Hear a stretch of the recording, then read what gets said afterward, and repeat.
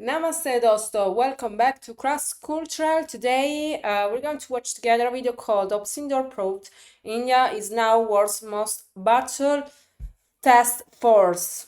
So let's start it together. After the recent India-Pakistan conflict, one question is on everyone's mind. How did India's weapons become this advanced, this precise, and this powerful? India's air defense was razor sharp. Its precision strikes were surgical, and its response was lightning fast. The whole world just saw a completely transformed Indian military. Before we move forward, please make sure to like the video so that YouTube pushes this video to as many people as possible.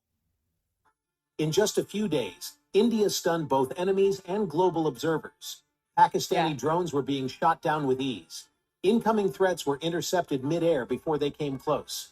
And Indian strikes on terror camps and enemy positions were so accurate that Pakistan had no choice but to ask for a ceasefire.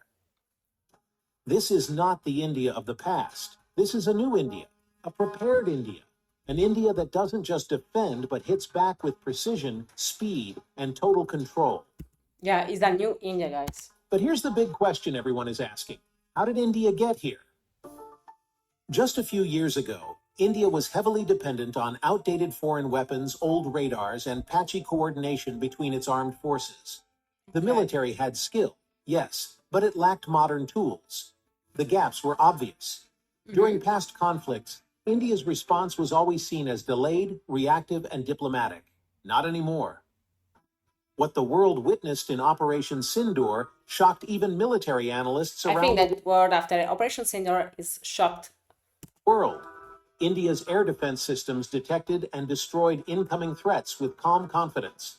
Pakistani missiles and drones were neutralized. Terrorist bases across the border were eliminated with pinpoint accuracy. In retaliation to Pakistan's attack, India launched precision strikes on more than 12 key Okay, guys, so extremely precise operation. Pakistani military targets and air bases. Several ammunition depots and terror training camps in Pakistan-occupied Kashmir were also destroyed. And all of it happened in a matter of just 2 to 3 days.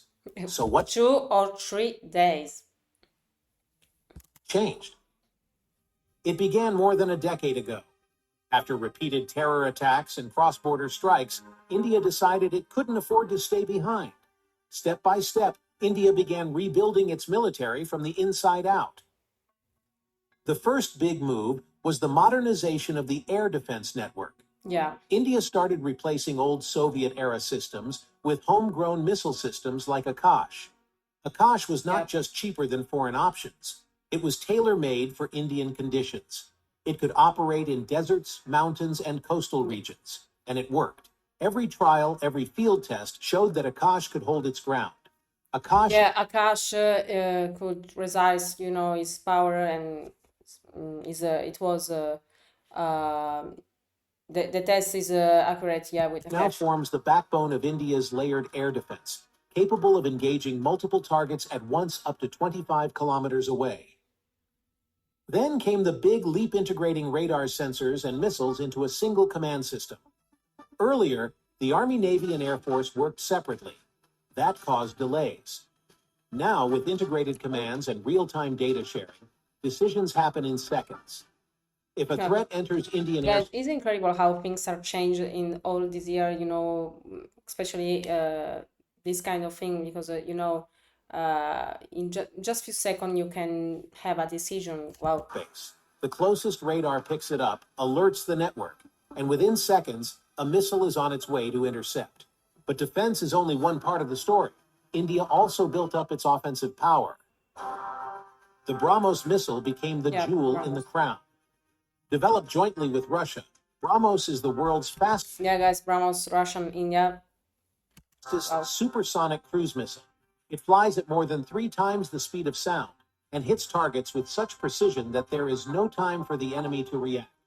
India deployed BrahMos across all 3 services, Army, Navy, and Air Force.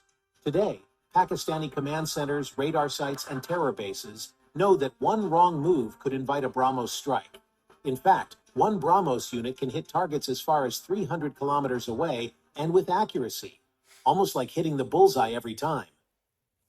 Scopri un trucco semplice ma Imagine covering Mumbai to Pune in under 5 minutes. That's BrahMos speed. With over 200 successful tests, BrahMos has proven to be as reliable as missiles from other countries that cost double the price. What makes BrahMos Yeah, guys, I always like it seems like I'm always incredibly shocked about how it was intelligent, how they are smart to think everything, and they didn't do anything wrong. even stronger is what's coming next. India is building a new version called BrahMos NG, which stands for Next Generation. It will be smaller, lighter, and faster. This means lighter jets like Tejas can carry more of them at once, creating more pressure on the enemy. BrahMos NG is already being tested and could be ready by 2026. India Oh, is also very working on soon. a hypersonic BrahMos that will go over 5 times the speed of sound. Oh, wow. India didn't stop there. The Air Force started upgrading its bombs and missiles. It added Israeli-made Spice 2000 bombs, which were used in the Balakot strike. These bombs don't just fall. They glide, calculate, and hit with pinpoint accuracy. No collateral damage, just surgical precision. These were used again during Operation Sindoor, with confirmed impact footage released by the Air Force. And then came the real game-changer indigenous missiles like Astra.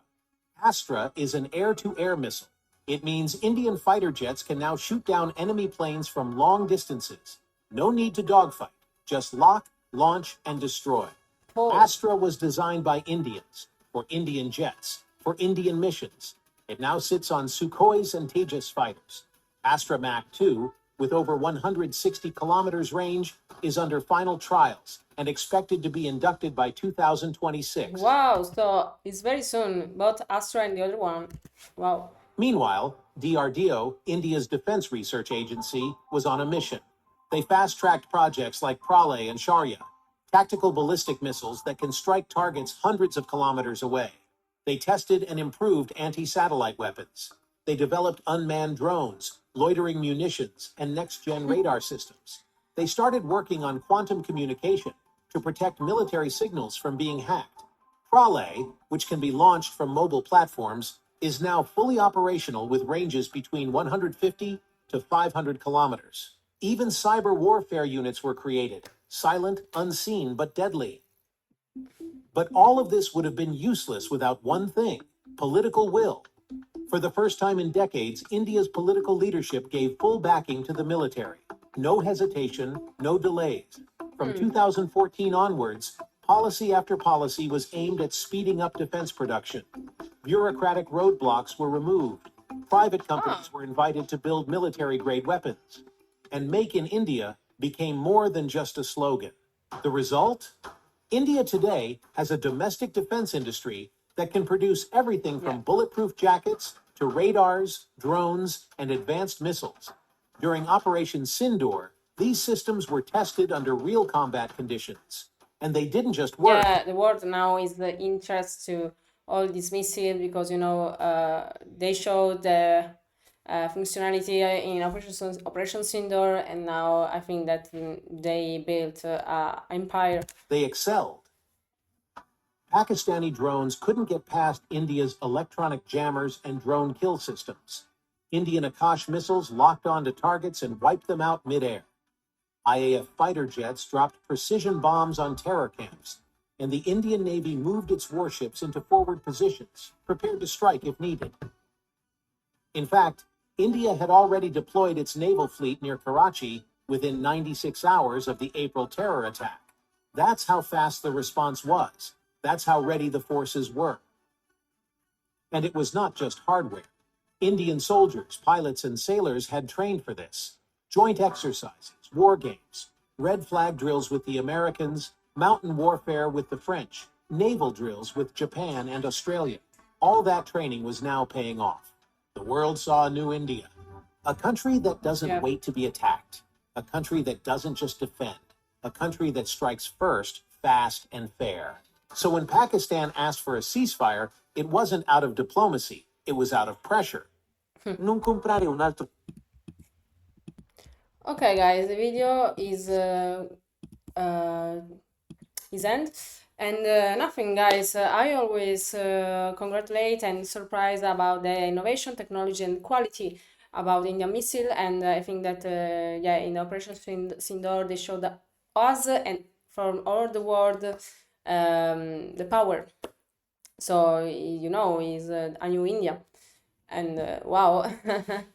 And nothing. So it's also incredible how the BrahMos and all the new missile and drones, etc., can be developed until 2026. So it's very very soon. So let's go to check how this field will develop, etc. And nothing. Let me know in the comment what you think about it and what kind of thing do you like most about the video. I really liked the video, the graphic, and how he explained all this thing. It was so clear. Okay, guys, thank you for having watched till this. Make sure to subscribe and namaste. See you soon.